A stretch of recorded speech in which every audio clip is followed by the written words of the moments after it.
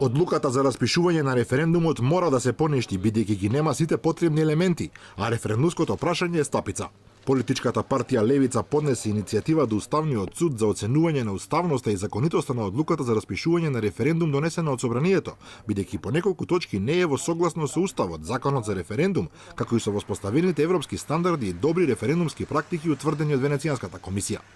Професорот Апасиев објасни дека Левица бара Уставниот суд целосно да ја поништи одлуката за референдум, а доколку одлуката ја донесе по неговото одржување, тогаш да ги поништи резултатите. Одлуката ги нема сите 7 задолжителни елементи кои по законот за референдум мора да ги има. Именно таа нема образложение и го нема целиот назив за актот по кој што се гласа, туку е даден само скратен назив на актот. И исто така не е предвидено гласање на посебни, тоест одделни гласачки ливчиња, онака како што тоа го бара законот.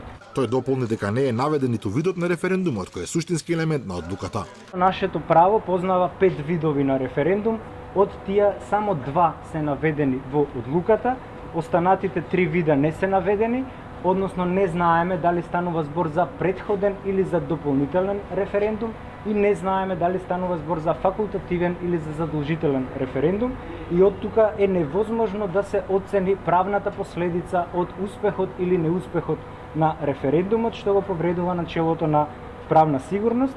За Левица спорно и референдумското прашање, која Апасиев го нарече прашање стапица за гласачите. Тоа според него треба да биде формулирано така што ќе го содржи новото име на државата предвидено со договорот со Грција. На сето тоа Левица утврдила дека воопшто не е ратификуван договорот кој што се става на изјаснување, со што собранието самото себе се довело во пат позиција, односно во правно нрешлива позиција. Ниту може да распише претходен референдум затоа што договорот е веќе склучен, а не може да распише ниту дополнителен референдум затоа што нема закон кој би одел на референдумско изјаснување, бидејќи председателот одби да го потпише. Инаку според истражувањата на Левица само 14% од граѓаните го поддржуваат преспанскиот договор.